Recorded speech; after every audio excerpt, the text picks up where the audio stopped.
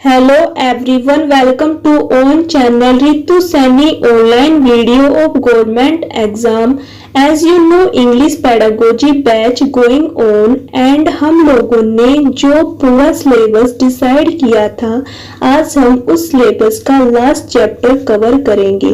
आइए एक बार सिलेबस देख लेते हैं। सिलेबस देखने से पहले मैं आपको बता दूं, अगर आपको सेशन अच्छा लगता हो तो लाइक और शेयर करना ना भूलिए, और अगर अभी तक आपने चैनल को सब्सक्राइब नहीं किया तो जल्दी से कर दीजिए।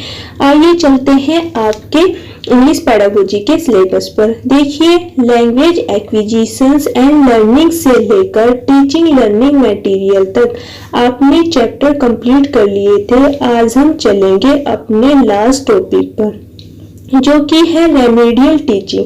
तो रेमेडियल टीचिंग्स देख लेते हैं क्या है, क्या होती है रेमेडियल टीचिंग्स।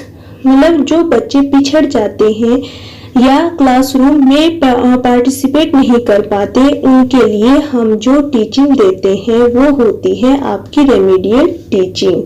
ठीक है, रेमेडियल टीचिंग्स आप हर सब्जेक्ट में दे सकते हैं। ऐसा नहीं है कि आप मैथ्स में नहीं देंगे, इंग्लिश में नहीं देंगे, हिंदी में नहीं देंगे। आप इसको क्या दे सकते हैं, हर टॉपिक में दे सकते हैं।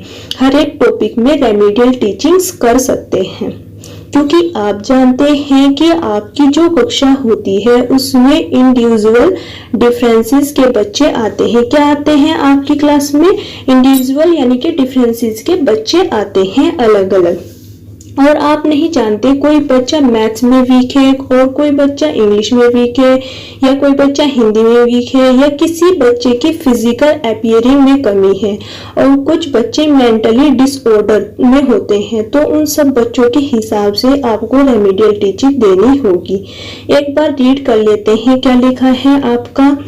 Remedial teaching is the teachings in instructional work.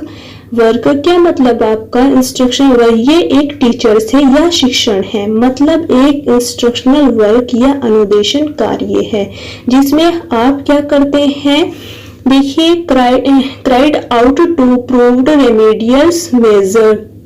Remedial measure जिसमें आप रेमेडियल मेजर देते हैं to help the pupils to get rid of their common or specific weakness, जिससे कि उसकी कॉमन या विशिष्ट कमियां हम वो दूर करते हैं। किसके थ्रू करते हैं, रेमेडियल टीचिंग के थ्रू। ओके, आपको ये क्लियर हुआ क्या था। आइए नेक्स्ट पे चलते हैं क्या है। It is additional help to pupils who have falls behind the rest of the class in the subject।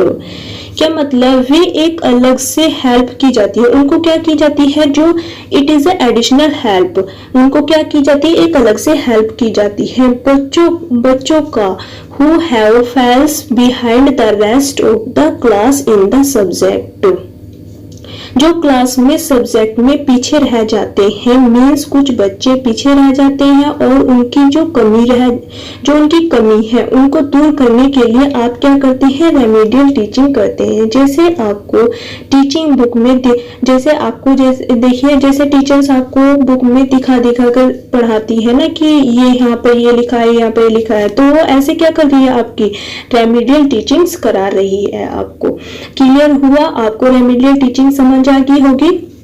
अब आते हैं कुछ रिसोर्सेज यानी कि कारण। क्या होते हैं इसके रिसोर्सेज और कारण। जब आप बच्चों में इस तरीके के रीजंस देखते हैं तो आप पहचान लो कि वे कहीं ना कहीं क्या लैक या पिछड़े हुए हैं या कहीं ना कहीं कमी है। अगर ये वाले जो रीजन दिए हुए हैं, अगर आपको ये होंगे तो आप पहचान लोगे कि कहीं ना कहीं बच्चों में कुछ कमी है, जिस कारण में क्या है, पिछड़ रहे हैं। तो फर्स्ट देखिए क्या है, पुअर मेमोरी क्या मतलब, उनकी जो स्मृति है वो कहीं ना कहीं पुअर है या लॉन्ग टाइम तक याद नहीं कर पाते, ये रीजन हो सकता है। आइए सेकंड पे चलते हैं क्या है, लैक ऑफ सेल्फ कॉन्फिडेंस। बच्चों में कॉन्फिडेंस की कमी है, वो ठीक से समझ तो लेते हैं पर एक्सप्लेन नहीं कर पाते, तो उनका क्या है, एक्सप्रेसिव नेचर कहीं ना कहीं पुअर है। समझ आया आपको। आइए थर्ड पे चलते हैं, पुअर कॉम्प्रिहेंसिव पावर।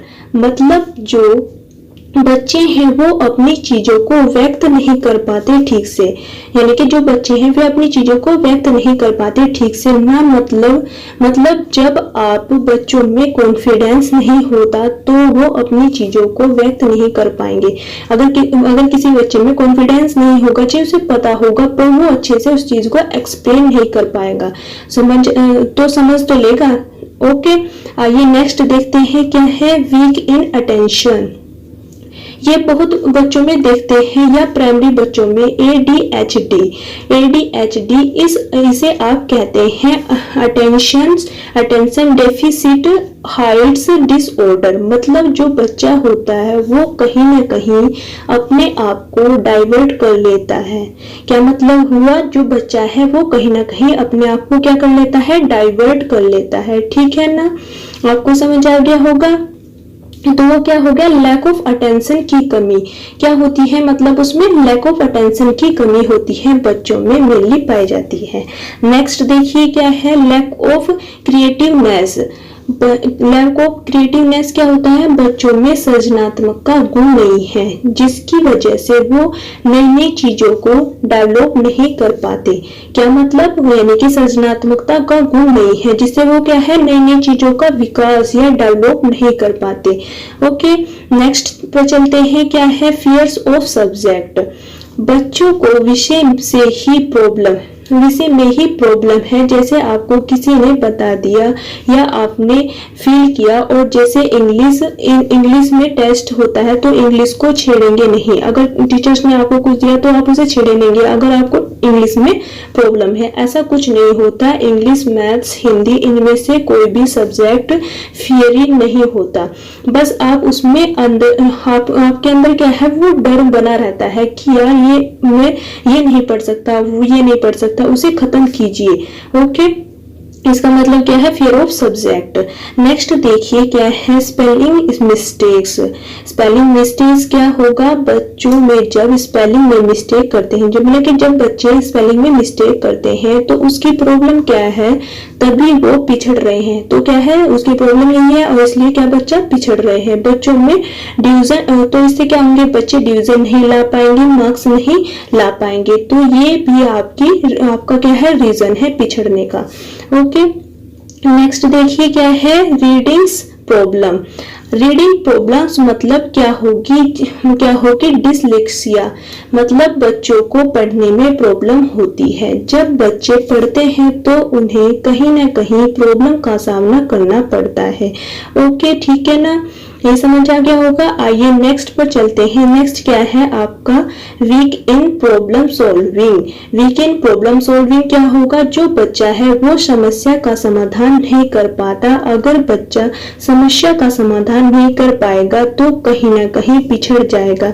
देखिए, जब कोई टीचर्स आपको पढ़ाती है तो आपको क्वेश्चन दिए जाते हैं, तो टीचर चाहती है कि आप क्वेश्चंस को अपनी मेंटल एबिलिटी से करें।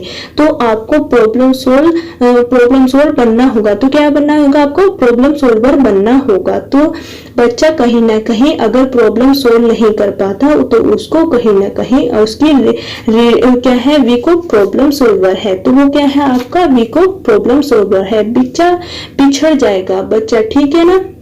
अंडरस्टैंड ऑल द रीजन्स, कुछ रीजन थे ये जो आप बच्चों में देखेंगे और कितने टाइप्स के होते हैं, और बच्चों को आप कितने टाइप्स की रेमेडियल टीचिंग देंगे, मीन्स उसकी जो कमी है उन्हें दूर करेंगे। नाउ चलते हैं आगे। आगे क्या है, अगर आप उन्हें रेमेडियल टीचिंग दे रही हैं तो उनके पीछे कुछ ऑब्जेक्टिव भी होंगे या विशेषताएं या कैरेक्टर्स भी होंगे। आपने कुछ अपने एम बनाए होंगे। जब आप क्लास में आते हैं तो अपनी क्या करते हैं, लेसन प्लानिंग करते हैं, और वो किस तरीके से ऑब्जेक्ट होते हैं, सामान्य और सामान्य से विशिष्ट उद्देश्य, मीन्स जनरल्स और स्पेसिफिक उद्देश्य। तो उन उद्देश्यों को पूरा करना होता है। क्या करना होता है, आपको उन उद्देश्यों को पूरा करना होता है। तो आप किन उद्देश्यों के साथ रेमेडियल टीचिंग्स कराएंगे, आप देख लेते हैं। आइए, फर्स्ट क्या है आपका ऑब्जेक्ट, इनहेंस लर्निंग इंटरेस्ट। कि बच्चों में जो इनहेंस वो कहीं ना कहीं खत्म होता जा रहा है। तो आप ये ही चाहेंगे कि बच्चों में लर्निंग के लिए इंटरेस्ट बना रहे, तभी वो रेमेडियल टीचिंग करते हैं। समझ आया? आइए नेक्स्ट पे चलते हैं। रिमूव प्रॉब्लम रिगार्डिंग लैंग्वेज, कि बच्चों में जो प्रॉब्लम है या बच्चों का कहीं ना कहीं बेस वीक है या बच्चे उस बैकग्राउंड से नहीं है, तो इस तरीके से प्रॉब्लम आ जाती है आपकी लैंग्वेज को लेकर। तो हमारा मानना यही है कि जो बच्चों में जो बच्चों को टीचर्स को लेकर टीचिंग्स को लेकर डिफिकल्टीज है, टीचर उसे दूर करे। ओके, आइए नेक्स्ट पे चलते हैं। क्या है आपका? Build self confidence positive attitudes. बिल्कुल देखिए, मैंने आपको जो प्रीवियस स्लाइड्स में आई थी, मैंने आपको यही बताया था कि बच्चों में सेल्फ कॉन्फिडेंस की कमी है, तभी बच्चा एक्सपीरियंसिव नहीं हो पा रहा है। तो उसी चीज को दूर करने के लिए बच्चों में सेल्फ कॉन्फिडेंस की कमी होनी चाहिए या होती है, जिससे कि हमारी जो रेमेडियल टीचिंग का जो मेजर है उसे हम दूर हो जाता है। ओके, आइए नेक्स्ट देख लेते हैं। क्या है? Develop interpersonal. देखिए दो तरह की स्किल्स आती है। इंटरपर्सनल वो होती है जो आप अपनी बात को दूसरे तक व्यक्त करते हैं, यानी कि इंटरपर्सनल वो होगी जो अपनी बातों को आप दूसरे तक व्यक्त करते हैं। मीन्स दूसरों से बातचीत करना और अपनी फीलिंग को एक्सप्रेस करना, ये होता है आपका इंटरपर्सनल।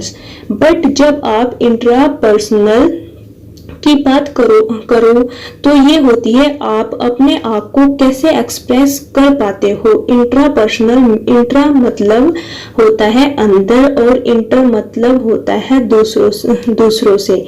ध्यान रखिएगा, इंट्रा मतलब होगा अंदर और इंटर मतलब होगा दूसरों से। ध्यान रखिएगा, ये चीजें आपको ध्यान रखनी है, एग्जाम में पूछ लेता है। क्लियर हुआ आपको? आइए नेक्स्ट पे चलते हैं। Enhance motivations. बिल्कुल बच्चों में अभी प्रेरणा डेवलपमेंट करनी है ताकि वो खुद प्रेरित हो और अपनी जो लर्निंग है उसे इनहेंस करे। नेक्स्ट देखिए क्या होता है? Develop creativity, self learning, independent mind sets. क्या होगा ताकि वो बच्चों में प्रॉब्लम सॉल्वर बने, सेल्फ कॉन्फिडेंस, बच्चे अपनी लर्निंग के खुद निर्माणकर्ता बने, सेल्फ लर्निंग, और क्या होगी? इंडिपेंडेंट माइंड सेट, कि जो बच्चा उसके अंदर जो माइंड है वो अपना सेट करे, खुद क्या करे? इंडिपेंडेंट माइंड बहुत जरूरी है बच्चों में। तो ये था आपका इंडिपेंडेंट माइंड सेट। आइए नेक्स्ट देखते हैं। क्या है? लास्ट है develop critical thinking. Develop critical thinkings की आप खुद सोचिए, क्रिटिकल थिंकिंग क्या होती है। जैसे कि मैं आपको पढ़ा रही हूँ, आप मेरे पॉजिटिव और मेरे निगेटिव को भी जज कर सकते हैं, दोनों चीजों को जज करें, मेरे निगेटिव को भी और पॉजिटिव को भी कर सकते हो। वो होती है आपकी critical thinking. Critics with positive negative, देखिए उसे हम कहते हैं क्रिटिक्स। अब आपको ये क्लियर हुआ। अब हम बात करेंगे इसकी स्ट्रेटेजी और एक्टिविटीज इन रेमेडियल टीचिंग्स की। मतलब क्या होती है, जो टीचर्स होती है वो किस तरीके से स्ट्रेटेजी अपनाएगी, किस तरीके से गतिविधियों में किस तरीके से एक्टिविटी करे जिससे उसकी रेमेडियल टीचिंग सक्सेसफुल हो सके। ओके, आइए फर्स्ट देखते हैं क्या होती है इंडिविजुअलाइज्ड एजुकेशन प्रोग्रामिंग। मतलब आपकी क्या होगी? Individualised educational programming. क्या होगा इसमें? मीन्स आपकी देखिए क्या कहता है, आप जानते हैं कि कक्षा में इंडिविजुअल डिफरेंस के बच्चे बैठे हैं या व्यक्तिगत भिन्नताएं बहुत है आपकी क्लास में, आप उनको जानते हैं, आप उनको क्या करें? जानते हैं, नहीं जानते। बच्चों की एबिलिटी या बच्चों का इंटरेस्ट या बच्चे की फिजिकल लेवल, मेंटल लेवल सब डिफरेंट होती है, राइट। तो आप इसमें टीचर्स की नीड्स के अनुसार, यानी कि आप उन्हें टीचर्स के नहीं बच्चों की नीड के अनुसार उन्हें शिक्षण दीजिए। तो उससे क्या होगा? Individual educational programming. क्लियर हुआ आपको? आइए नेक्स्ट पे चलते हैं, use of audio visual aids. Audio visual aids क्या है, दृश्य श्रव्य सामग्री का यूज करें जिससे आपकी टीचिंग में इफेक्टिव हो। तो ये क्या है आपका इम्पोर्टेंट है। नेक्स्ट देखिए क्या होगा, encourage for active participations in the class, कि जो बच्चों को सक्रिय भागीदारी के लिए क्लास में एंकरेज या प्रोत्साहित करे। एंकरेज मीन्स क्या होगा, प्रोत्साहित करे, मीन्स बच्चों को मेनली पार्टिसिपेट करने के लिए बोले। अगर बच्चा कहीं पिछड़ता है तो आप उसे एक्टिवली लाएंगे और कहीं ना कहीं जो आपकी कमियां हैं उसे दूर करने के लिए पार्टिसिपेट में लाएंगे। नेक्स्ट देखते हैं, ड्रिल एंड पार्टिसिपेट टेक्निक। आप बच्चों को ड्रिल कराइए। और ड्रिल्स क्या होता है, जब आप बच्चों में ज्यादा मात्रा में एक चीज रिपीट करते हैं तो वो उसे हम कहते हैं ड्रिल। ओके, आइए नेक्स्ट देख लेते हैं, interact with parents. Interact with parents क्या होता है, मतलब पेरेंट्स से बातचीत करिए। जैसे बच्चा क्लासरूम में नहीं कर पा रहा है, इमोशनली टच में वेरिएबल होता है। जैसे कोई बच्चा क्लास में नहीं कर पाता, वो अपने पेरेंट्स से बातें कर लेता है। तो हमें क्या करना चाहिए, बच्चों से क्या करना चाहिए, फ्रेंडली व्यवहार करना चाहिए, जिससे बच्चा बिल्कुल टीचर्स को इफेक्टिव होना चाहिए, जिससे बच्चे क्या है, टीचर्स उसकी एबिलिटी को दूर से। तो हमें क्या करना चाहिए, उनके पेरेंट्स से बात करनी चाहिए कि कैसे कैसे उनकी फीलिंग्स को वे किस चीज में वो जोड़ सके। ओके, आइए नेक्स्ट देखते हैं, teacher should be emphatic and personal friendly व्यवहार।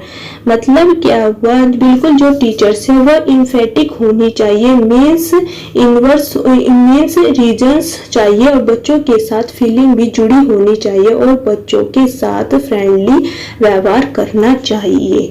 आइए लास्ट देखते हैं क्या है, रिवार्ड्स स्कीम।